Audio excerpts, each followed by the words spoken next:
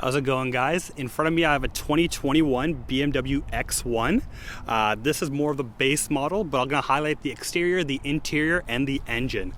So let's start off with the exterior, and in 2020 they actually did a mid-cycle refresh, so there's a couple features you'll notice that's different. Starting off, if you look at the kidney grille, it is a bit larger than the pre-LCI update. Not as big as the 4 Series, but big enough to give it that aggressive look.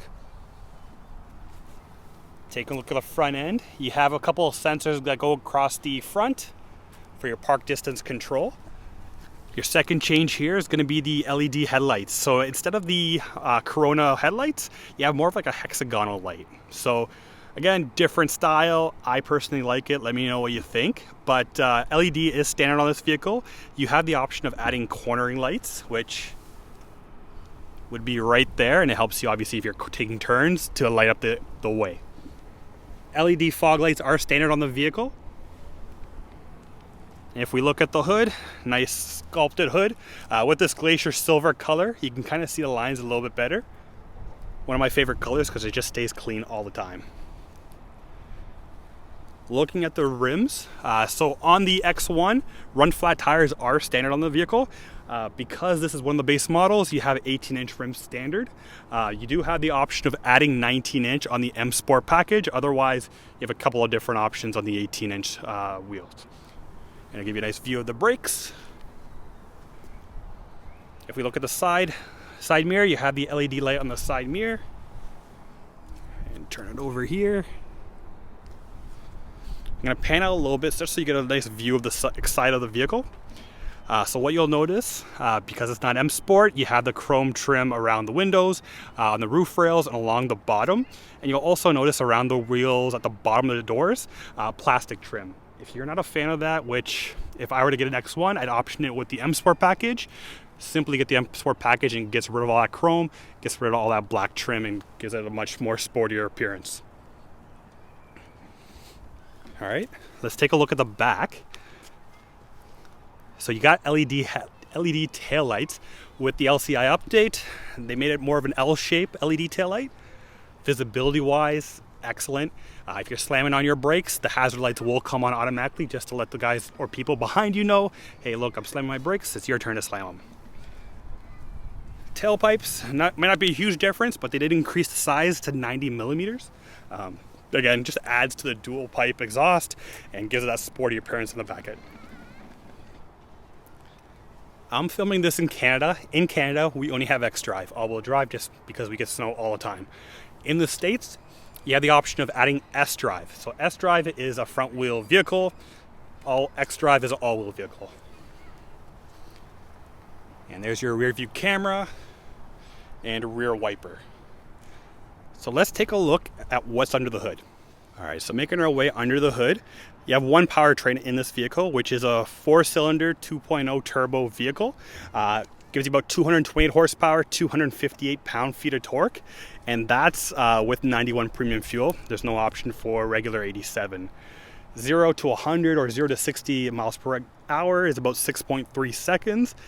Fuel economy-wise, roughly 9 liters per 100 kilometers or 26 mpg in mixed driving. So again, not bad, and you can get up to 31 mpg or 7.5 liters per 100 kilometers. I like how everything's kind of neatly organized here. So if you need to fill up the washer fluid, it's all over there. You got the strut bar that goes across. Again, and then if you need to power or boost something, then you have the boost cable nicely organized over there. There's your intake. And just overall, very clean setup. I absolutely like it. Let's make our way to the trunk and take a look at the rear space. All right, so we'll open up the trunk right now. This vehicle is not equipped with the automatic trunk. However, that is an option, which makes it power tailgate. Looking at the back, a couple things you'll notice. So you have 3 different tethers. Okay, you can set up 3 different car seats in the vehicle. And it does have that 40-20-40 split. So depending on if you do like an IKEA run or a Home Depot run, and you got a long object with 4 people, you don't gotta make them squish in one seat. Couple little cubbies on the side. And you got like nice little net, 12-volt outlet, and then little bag holders. So if you're going grocery shopping, stuff's not rolling around, right? It's got a nice little tonneau cover over here, so it kind of keeps your items nice and cool, but also hidden, so, you know, keep away those robbers. Nothing to see really there. And then if we go underneath, because this vehicle has run flat tires, there's no real need for a spare tire, which again gives you all that space below. You know, if you have a laptop bag, you can keep it tucked in nice underneath on a road trip. All right, let's make our way to the back and take a look at the space. So taking a look at the back, got quite a bit of space back here. I got that front seat adjusted for someone who's about 6'2", which that's me. You do have your latch system. So anyone with an infant or a newborn, this is a godsend when you're installing car seats. Little tab over here if you need to fold the seat down. And there's your rests. If we reach across, you have your ambient lighting. I have it set to blue. You have a couple of different options like purple, green, bronze, white, orange. I personally think blue is the best color, but you tell me what you like. All right, got your storage net there.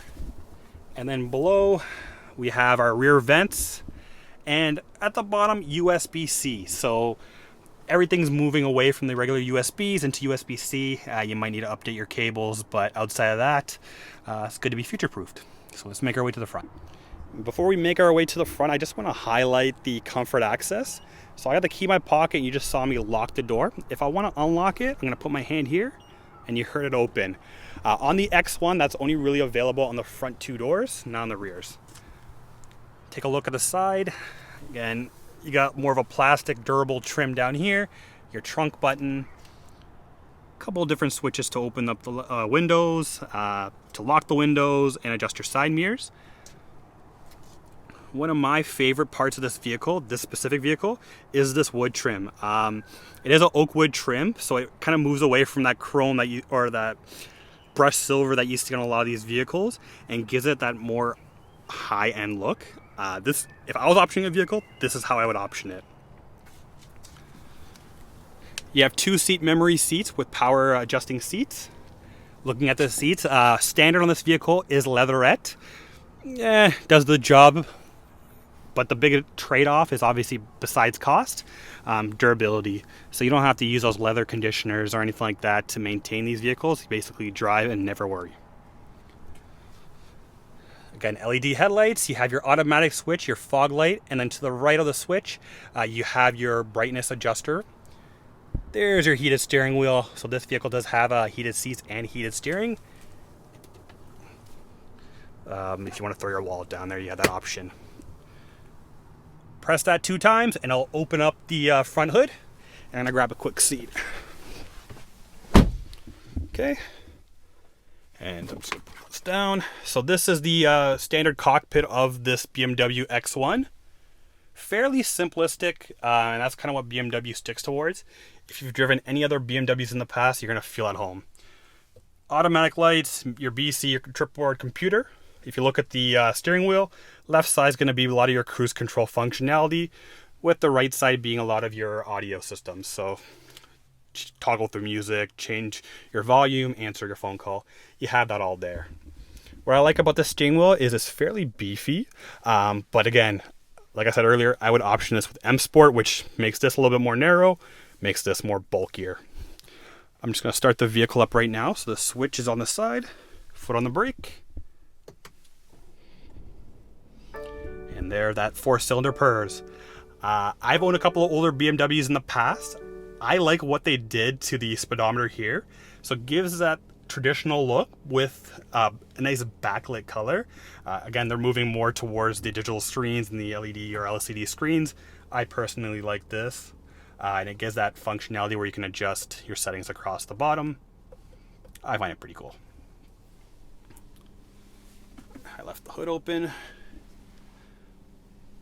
Here's your rear light or rear view window. Making our way to the top, you can turn on or adjust your lights. You have your SOS button, tells you I got no one in my passenger seat, so the airbag's off, and your panoramic sunroof, which is right there. Very nice panoramic sunroof, nice and large, super nice. Quick view of the back. Pretty spacious for a small luxury SUV. So again, very familiar to anyone who's driven a BMW in the past. You have your volume, your mode, and your different bands. These are programmable switches. So you can program radio stations, you can program navigation destinations, or you can program your favorite contacts if you want to call them out. Super helpful, and it's good that, you know, this can be my phone number and this could be my home address.